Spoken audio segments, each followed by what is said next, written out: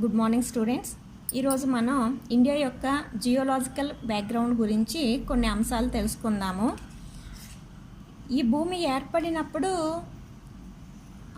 ప్రస్తుతం చూస్తున్న కాంటినెంట్స్ కానీ మౌంటైన్స్ కానీ ఏమీ లేవు. అప్పట్లో ల్యాండ్ అంతా కూడా ఒకటే ముద్దగా ఉండేది. మనం 9th క్లాస్లో నేర్చుకోవడం జరిగింది. ఆ టెక్స్ట్ బుక్లో పిక్చర్సే చూడండి ఒకసారి. ఈ విధంగా ల్యాండ్ మాస్ అంతా కూడా ఒకటే ముద్దగా ఉండేది. దాన్ని పాంజియా అని పిలిచేవారు. కొన్ని మిలియన్ సంవత్సరాల తరువాతకి ఈ ల్యాండ్ మాస్ మధ్యలో ఈ విధంగా ఒక పెద్ద పగులు అనేది ఏర్పడింది. అది తర్వాత సముద్రంగా మారింది. దాన్నే మనం టెథిస్ సీ అని పేర్కొనడం జరుగుతుంది. ఈ టెథిస్ సీకి పైన ఉన్న భూభాగాన్ని అంగారా ల్యాండ్ అని పిలిచేవారు. దాన్ని లారేషియా అని కూడా అంటారు. ఈ క్రింద ఉన్న భూభాగాన్నేమో గోండ్వానా ల్యాండ్ అని అంటారు. ఇక్కడ మన ఇండియా వచ్చేసి ఈ గోండ్వానా ల్యాండ్కి చెందింది. ఇండియా గోండ్వానా ల్యాండ్కి చెందిన ప్రాంతం. ఇంకో ఇంట్రెస్టింగ్ ఫ్యాక్ట్ ఏంటి అంటే మన ఇండియా ఫస్ట్లో అసలు ఆస్ట్రేలియాతో కలిసి ఉండేదన్నమాట. ఈ ఆస్ట్రేలియా భూభాగంతో కలిసి ఉండేది.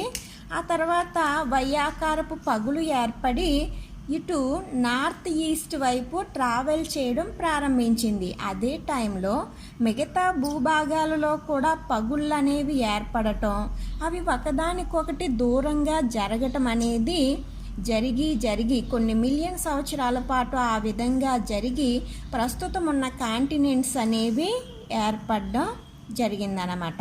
అయితే మన ఇండియా పరిస్థితి ఏంటంటే ఇండియా నార్త్ ఈస్ట్ వైపు ప్రయాణించి యురేషియా ఫలకాన్ని ఢీ కొట్టడం జరిగింది. యురేషియా ఫలకం అంటే మనం నేర్చుకున్న యురేషియా అంటే యూరప్ మరియు ఏషియాలు రెండూ కూడా కలిసి ఉన్న ప్లేట్ని యురేషియా ప్లేట్ అని అంటారు. అంటే ఇండియా ప్లేట్ వచ్చి యురేషియా ప్లేట్ని ఢీ కొట్టడం ద్వారా అక్కడ ఇమ్మెన్స్ కంప్రెషన్ ఫోర్సెస్ అనేవి ఏర్పడ్డాయి. ఆ ఇమ్మెన్స్ కంప్రెషన్ ఫోర్సెస్ ఫలితంగా అక్కడ భూభాగం పైకి లేవడం ప్రారంభించింది. ఎందుకు పైకి లేవడం ప్రారంభించింది అంటే అనేక భూభాగంలో ముడతలు పడటం, ఫోల్డింగ్ ప్రక్రియ అనేది కొన్ని మిలియన్ సంవత్సరాల పాటు జరిగి హిమాలయన్ మౌంటైన్స్గా ఇప్పుడు మనం పేర్కొంటున్న హిమాలయన్ మౌంటైన్స్గా ఏర్పడడం జరిగిందనమాట. అయితే ఈ హిమాలయన్ మౌంటైన్స్కి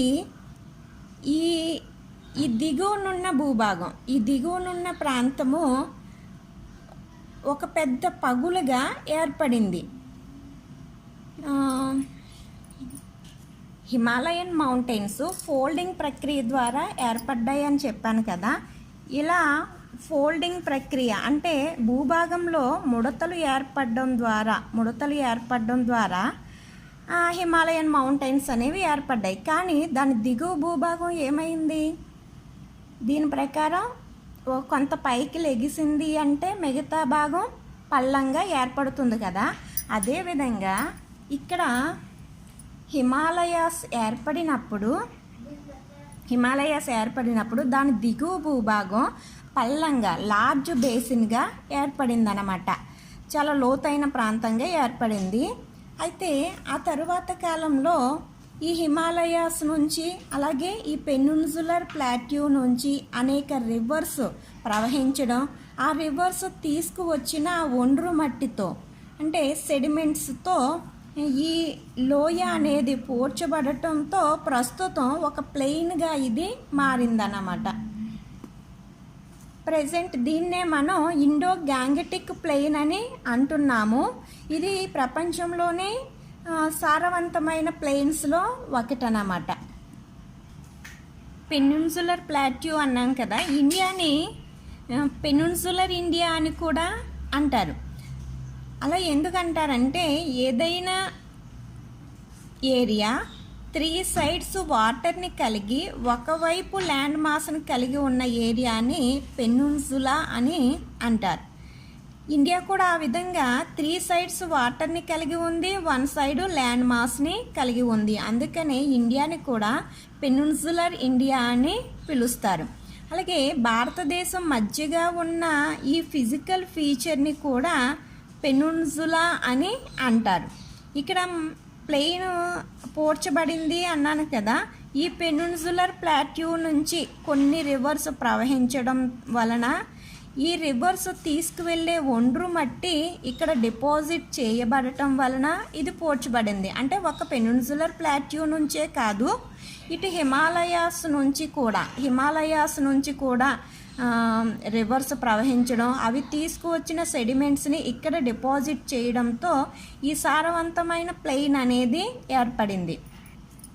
ఈ విధంగా హిమాలయాస్ ఏర్పడటము, ఈ ప్లెయిన్స్, ప్లాట్యూస్ ఇవన్నీ ఏర్పడటము ఏదో 10 or 100 ఇయర్స్లో జరిగిపోయిన ప్రక్రియ కాదు. కొన్ని మిలియన్ సంవత్సరాల పాటు జరిగిన వివిధ రకాల ప్రక్రియలు, అంటే జియోలాజికల్ ఫార్మేషన్, భౌగోళిక స్వరూపాలు ఏర్పడము, అలాగే భూమిపైన వెదరింగ్, ఎరోజన్, డిపోజిషన్ లాంటి ప్రక్రియలు జరగడం ఫలితంగా ప్రజెంట్ మనం చూస్తున్న భౌగోళిక స్వరూపాలు అనేవి ఏర్పడడం జరిగిందని చెప్పొచ్చు.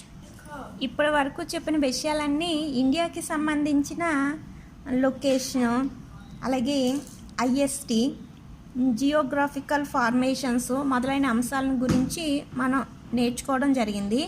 అయితే మన లెసన్ మేజర్ రిలీఫ్ ఫీచర్స్కి సంబంధించింది. ఇప్పుడు చెప్పుకున్నదంతా ఇంట్రడక్షన్ మాత్రమే. మెయిన్ లెసన్లోకి వెళ్తే చూడండి, మేజర్ రిలీఫ్ డివిజన్స్ అన్నమాట. ఇండియా యొక్క రిలీఫ్ డివిజన్స్ని ఒక 6 గ్రూప్స్ కింద డివైడ్ చేయొచ్చు. అవేంటి అంటే, first one Himalayas, second one Indo Gangetic plain, third one the peninsular plateau, fourth one the coastal plains, fifth one the desert and sixth one the islands.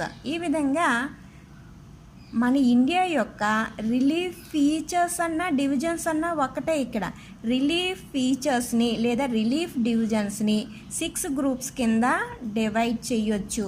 అయితే ఈ 6 మనం బాగా గుర్తుపెట్టుకోవాలి.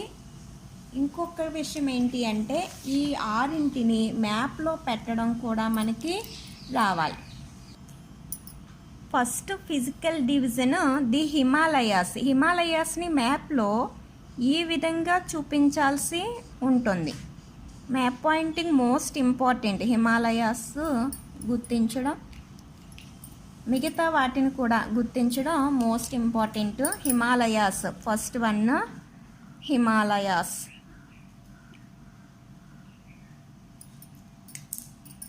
Next second one Indo Gangetic plain. ఈ Indo Gangetic ప్లెయిన్ని కూడా మ్యాప్లో ఏ విధంగా గుర్తించాలి అంటే,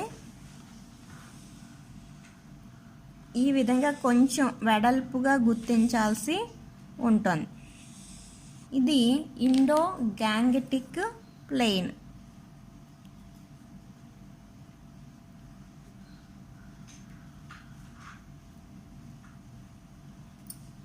ఇది most fertile plain in the world అన్నమాట. Next third one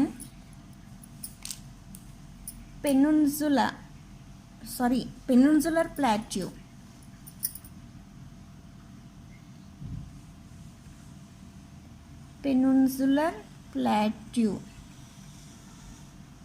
దీన్నంతటిని third one peninsular ప్లాట్యూగా లేదా ది ప్లాట్యూ అని కూడా చెప్పొచ్చు,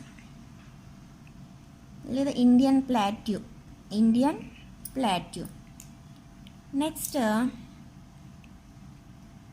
ఫోర్త్ వన్ కోస్టల్ ప్లెయిన్స్ అంటే మనం కోస్టల్ లైన్, కోస్టల్ ఏరియా గురించి నేర్చుకున్నాం కదా. ఆ కోస్టల్ ఏరియానే కోస్టల్ ప్లెయిన్గా పేర్కొంటారన్నమాట. ఇది కోస్టల్ ఏరియా అంతా కూడా కోస్టల్ ప్లెయిన్గా చూపించవచ్చు. ఈస్ట్ వైపు కోస్టల్ ప్లెయిన్ ఉంది, అలాగే వెస్ట్ వైపు కూడా మనకి కోస్టల్ ప్లెయిన్ అనేది ఉంది. Coastal plain, 4th physical division. ఇటువైపు ఉన్నదాన్ని ఈస్ట్ వైపు ఉంది కాబట్టి దీన్ని ఈస్టర్న్ కోస్టల్ ప్లెయిన్ అని పిలుస్తారు. ఇటువైపు వెస్టర్న్ సైడ్ ఉంది కాబట్టి దీన్ని వెస్టర్న్ కోస్టల్ ప్లెయిన్ అని అంటారు. Next 5th one desert. మన ఇండియాలో ఒక డిజర్ట్ కూడా ఉంది. అదేంటి అంటే థార్ డిజర్ట్. రాజస్థాన్లో ఉంది థార్ డిజర్ట్. ఇది ఒక ఫిజికల్ డివిజన్. దీన్ని ఈ విధంగా చూపించి ఇది 5th వన్. దీని పేరు వచ్చేసి desert. Next 6th one islands అంటే మీరు ఆల్రెడీ ఐడెంటిఫై చేయగలరు ఐలాండ్స్ని. ఇక్కడ అరేబియన్ సీలో ఉన్నవి లక్షద్వీప్స్. ఏంటివి? లక్షద్వీప్స్. ఇది ఎన్నో ఫిజికల్ డివిజను? 6th one. ఇది కూడా 6th వన్నే. ఐలాండ్సే కదా ఇవి కూడా. బే ఆఫ్ బెంగాల్లో ఉన్నవి Andaman and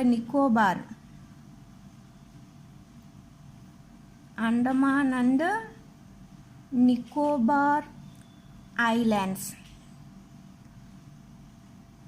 Lakshadweeps and Andaman and Nicobar ఐలాండ్స్ని కలిపి ఐలాండ్స్ గ్రూప్లో మనం చూపించడం జరిగింది. ఈ విధంగా 6 ఫిజికల్ డివిజన్స్ని మనం మ్యాప్ పాయింటింగ్ చేయడం అనేది మనకి బాగా రావాల్సి ఉంటుంది. మీరు ఈరోజు ప్రాక్టీస్ చేయవలసిన అంశం కూడా ఇదే.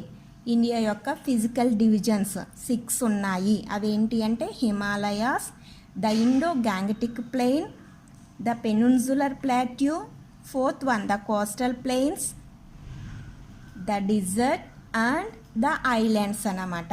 ఈ 6 మ్యాప్ పాయింటింగ్లో పెట్టడం ప్రాక్టీస్ చేయండి. ఓకేనమ్మా.